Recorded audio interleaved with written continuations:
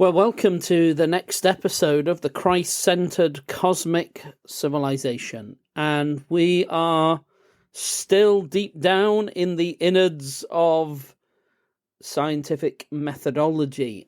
And where we've got to is we're trying to ask, how can a worldview change? So if the way we see the world is determined by our background beliefs, but yet people do learn to see the world in a totally different way, and scientific paradigm shifts happen, and new ways of seeing the whole world, but even on a small scale, data and observations are seen differently as things are discovered, or as better to say, as hypotheses are changed, modified in the light of what is apparently seen, and so on. But how does that happen? How is it possible to confirm or reject our hypotheses and theories if the way we see the world is determined by those hypotheses and theories? How is it possible to realize that they are wrong and replace them with better ones? Well, let's think of two accounts of this. What we will call the positivist account and the holistic account. The positivist account, I'll first of all summarize them, then we'll dig into them deeper, then we'll kind of critique those things. So first of all, the positivist approach says we can see the world in a, quote, objective way. We can see what is really there beyond our theories and hypotheses. And because we can do that, so although what we see is affected by our background beliefs, nevertheless, kind of reality imposes itself upon us. And what is really there shouts louder than our background beliefs. And therefore, we can kind of test our hypothesis, or like what a theory is made up of, usually like a whole range of hypotheses. A theory is a way of viewing the world, or a way of viewing part of the world. And that comes about because there's certain hypotheses which saying we think this is true, this is true, this is true, this is true, and this is true. And because we think all those things are true, that means we should look at the world this way. And that's what a theory is: a conclusion, a perspective, a viewpoint, and saying this is how we should view the world because we think this, and this are true. But how can you test those hypotheses? Well, the positivist would say, yeah, like the way we see the world is shaped by our background beliefs, but we can examine one of the hypotheses. For example, like a theory, it rests upon several hypotheses.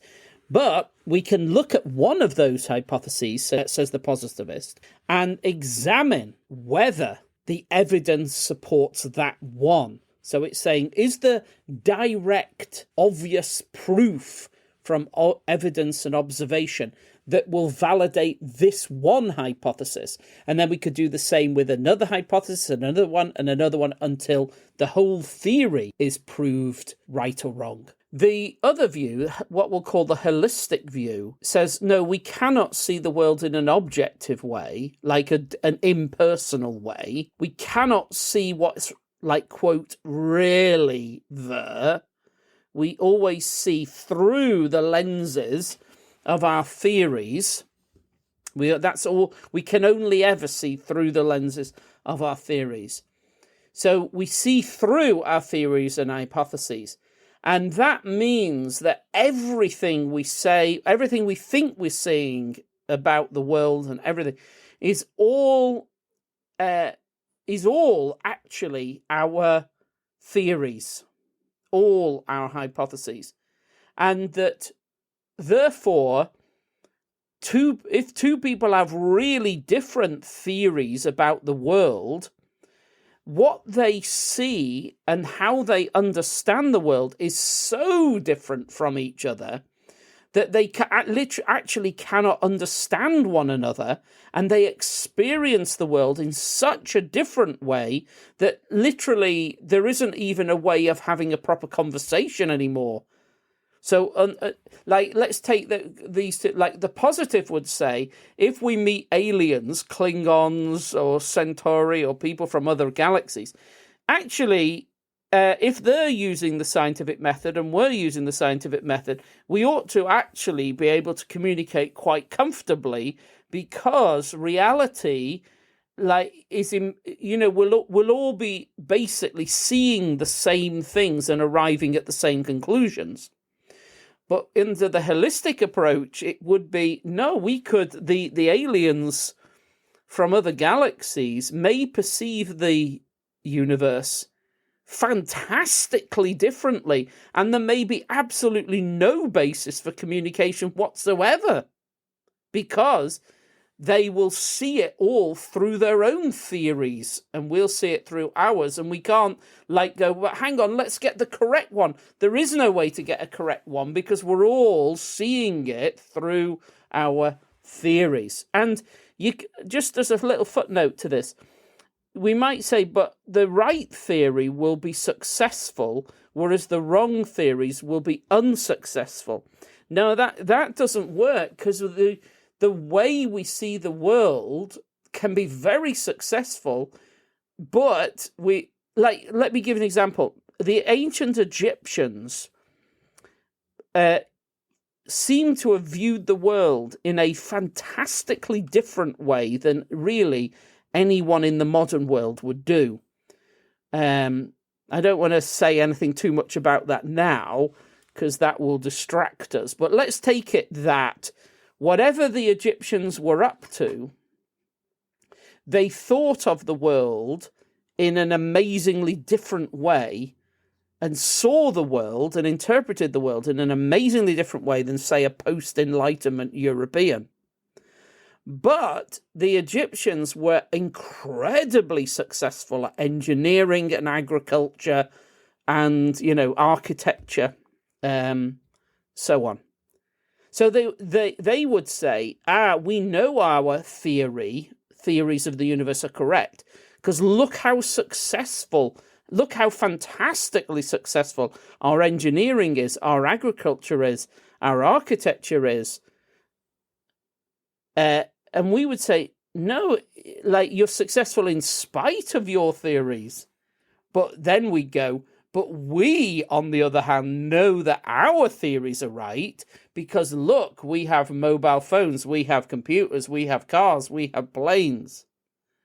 But you see, the Egyptian might say, oh, yeah, those things are right in spite of your theories. Because what if, and I just put this out there, what if the Egyptians had capacities to do things that we cannot do? We might say, well, they cannot make a mobile phone, and they might say, no, we can't do that, but we can do this. And what if they did something that we cannot do? Would they be validated as that is definitely the right view of the universe, because they can do things that we cannot do? So we have to just be a tiny bit careful in assuming that the success of our technology is a complete vindication of our theory. Technology is technically quite separate, actually, from science. Technology is about knowing how to do things.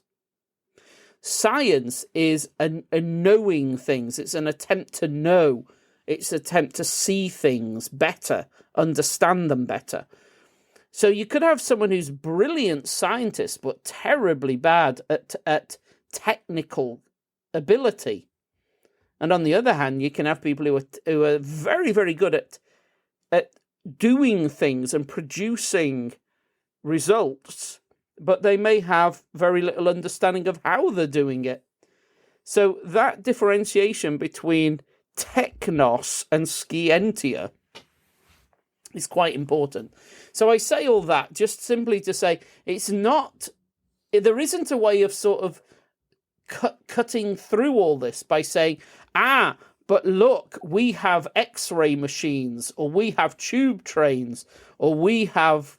People somehow always seem to think mobile phones are the ultimate proof that that we have the right view of the universe. So let's say that then. But it may be that we know how to produce results using silicon chips and things like that. But does that validate all the ways in which we see the universe? Well, it can't do. Or take ancient Romans. Look how brilliant they were at roads and aqueducts and architecture and so many things.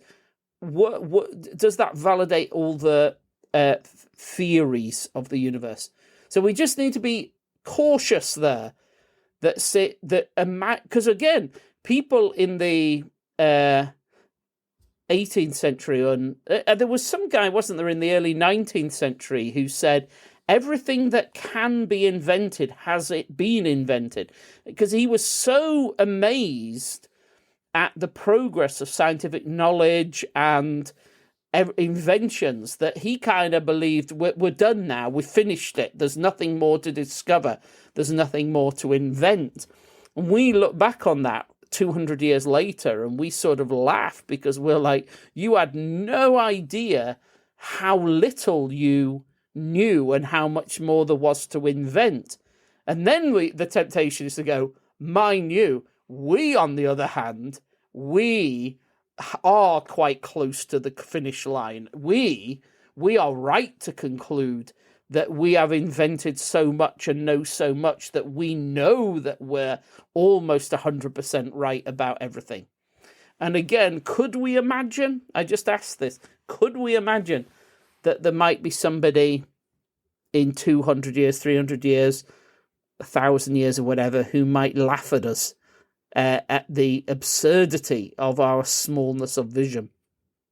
So I put that out there as to say, right, the positivist vision or the holistic vision. Let's examine those more closely. The positivist tradition argues then that it is possible to take all that's been said about background beliefs and still sift through background beliefs to determine which correspond to reality and which do not. So there's a guy called Clark Glymore, and he proposed this kind of bootstrap strategy.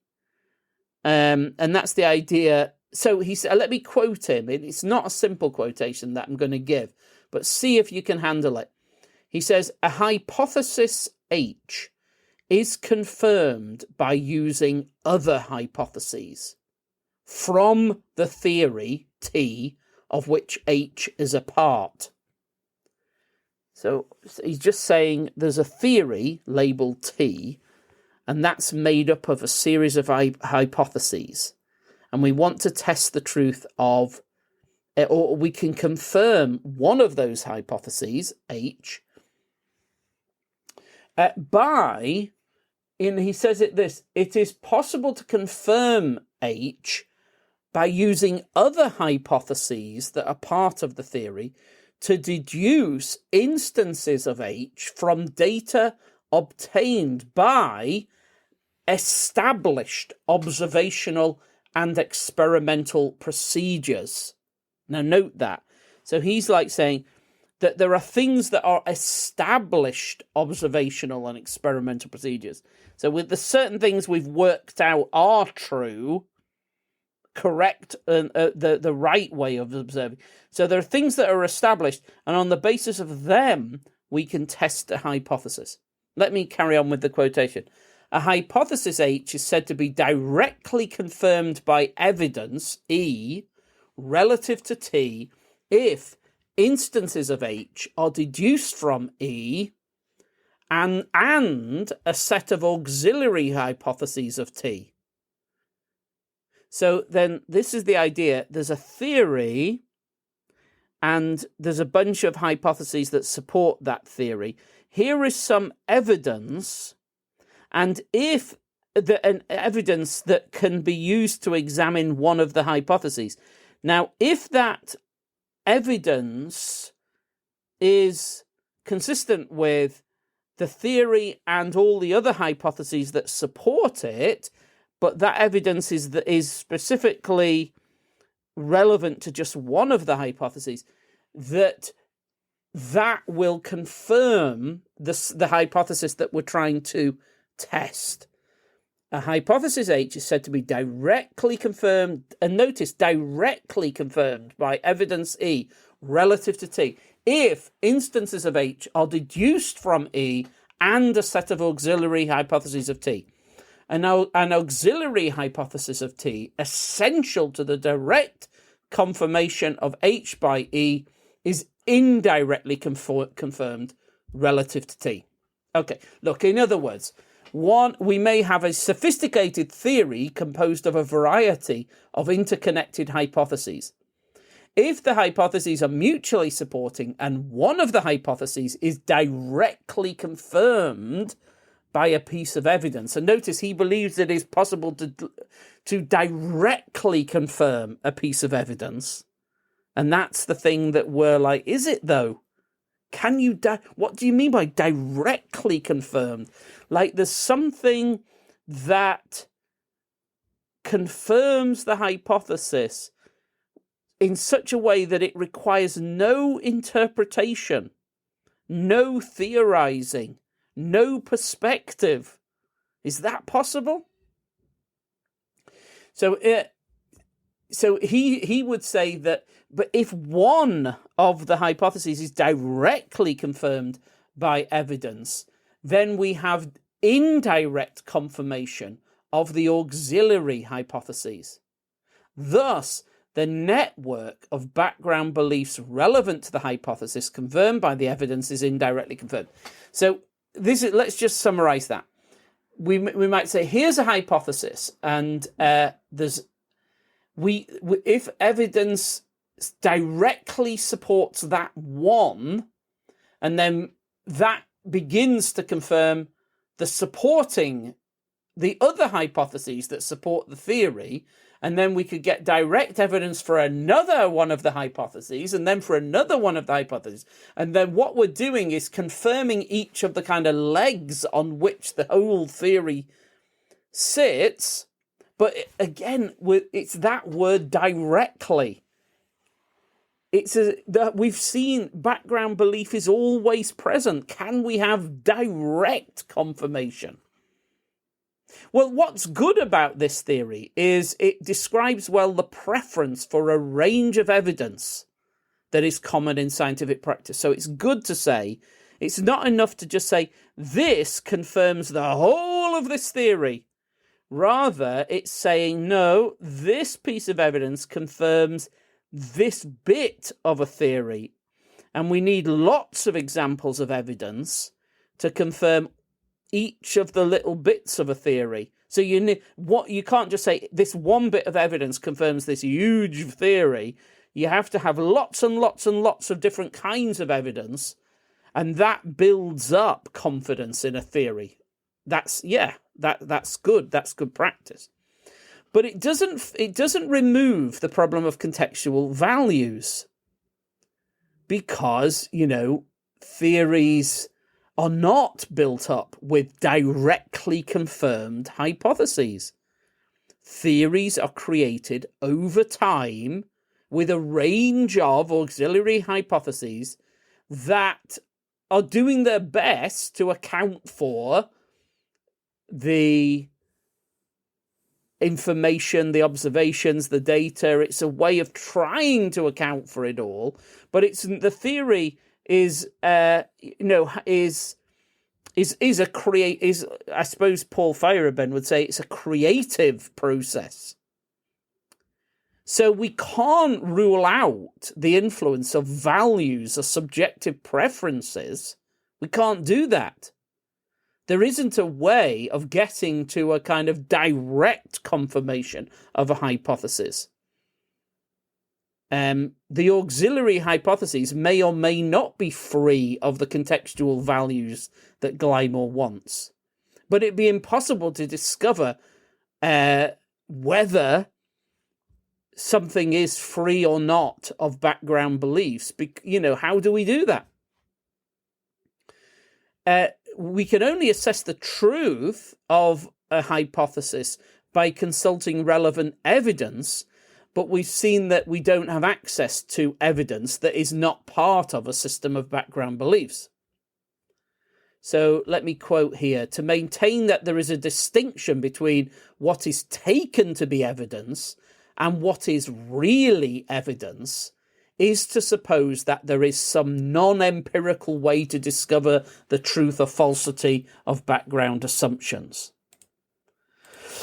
Okay, now all of that in a way is Paul Feyerabend's way of viewing this, and he goes to great lengths to kind of emphasize this fact that there isn't a way of directly confirming a hypothesis, because we are always viewing the world, interpreting the world, weighing the evidence on the basis of background beliefs, on the basis of theories that we hold prior to seeing the data, collecting evidence.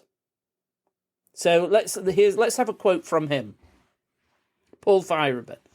A prevalent tendency in philosophical discussions is to approach problems of knowledge sub specie eternitatis, as it were. So that is, it's as if we could see the truth of it from the perspective of eternity, as if we knew the perfect truthfulness of something. Paul goes on, such a procedure makes sense only if we can assume that the elements of our knowledge, the theories, the observations, the principles of our arguments, it only makes sense if we thought that all those elements of our knowledge are timeless entities which share the same degree of perfection and are all equally accessible and are related to each other in a way that is independent of the events that produce them. So what he's trying to say is, like, in reality, we our theories come we'll have a theory, or we'll say, I wonder if the world is like this, or I think the world's like this, and then we see the world that way and collect evidence for that, and then we might test that and say, well, hang on, does that work? No, it doesn't, but this seems to be another way. And we have observations, we have hypotheses, and we have theories. And the ideal, the picture of science that the positivist in a way would have is to say that we collect all the observations together, then we formulate hypotheses, and only finally do we come up with a big theory. But he's saying that isn't what happens. We might begin with the theory. We might say, I actually think the universe is like this. And then we might start viewing it that way. Then we might start collecting some hypotheses together. But there isn't a sort of neat way in which first observation, then hypothesis, then theory. Because even when we're collecting the evidence, we already have beliefs and theories and hypotheses that are driving the collection of the evidence, the observation of the data, and so on.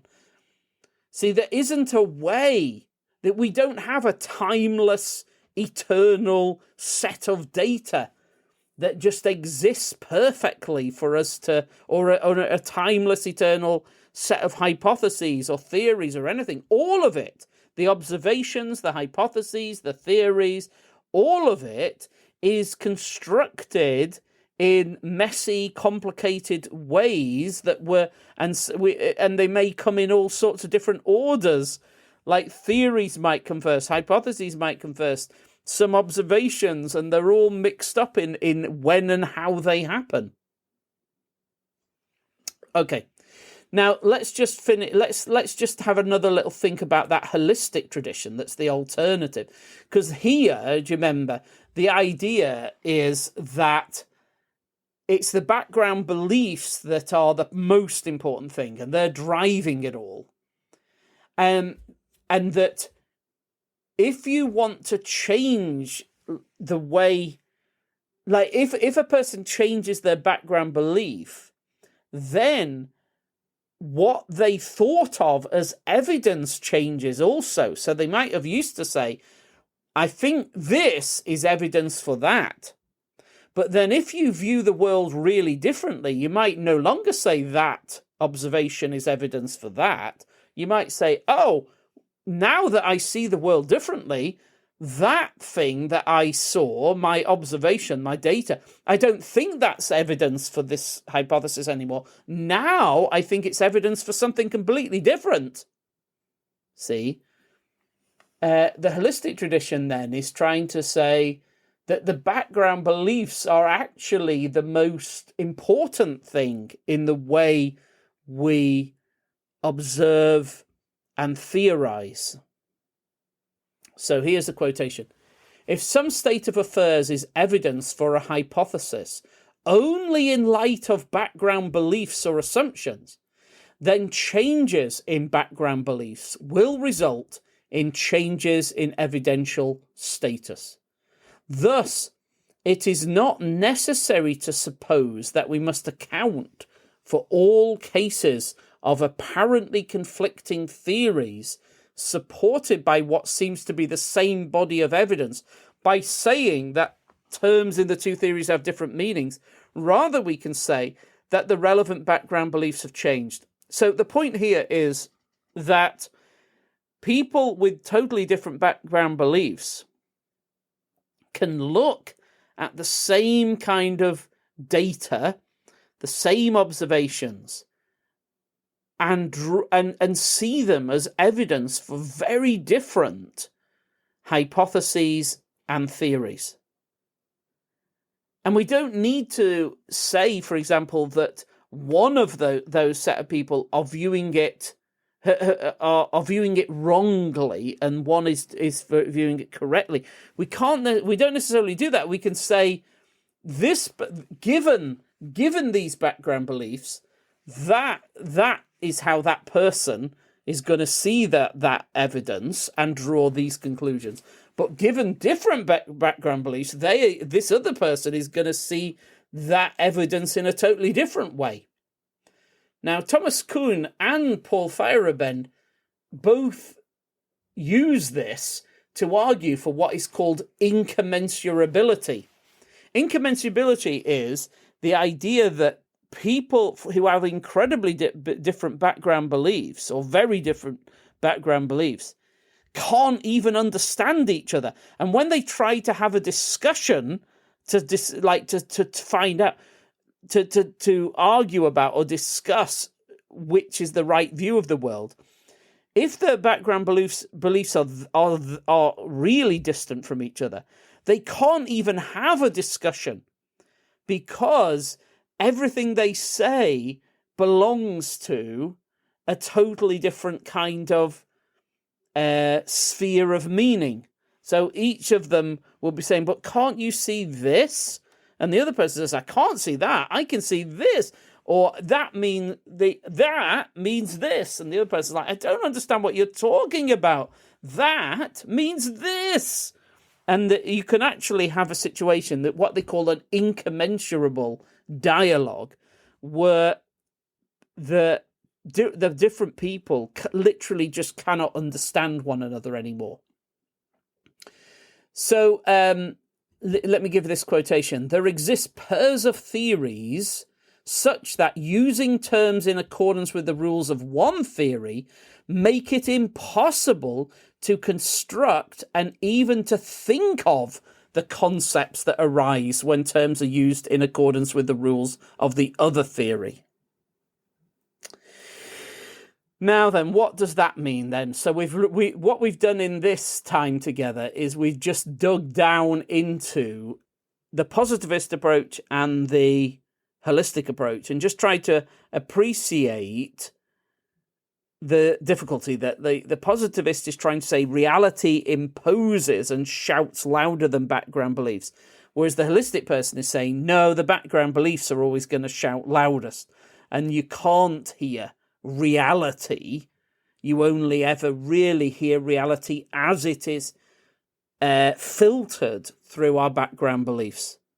Positivists will say, no, the reality can get past that, and we can actually engage with reality in a direct way. Now, what do we make of all that?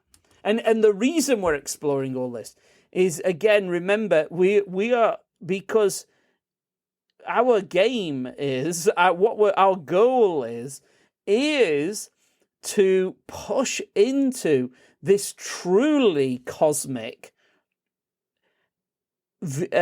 appreciation of the heavens and the earth that includes dimensions and aspects seen and unseen, a huge vision of reality that is very, very hard to capture in just the limits of human theories and hypotheses and observations.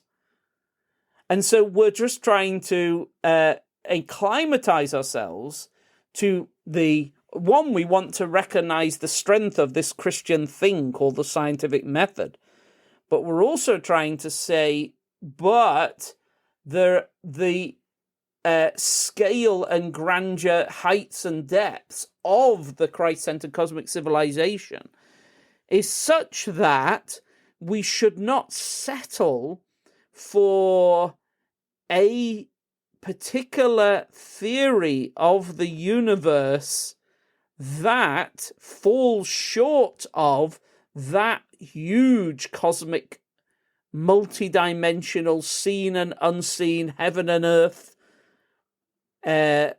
grandeur that is this cosmic civilization.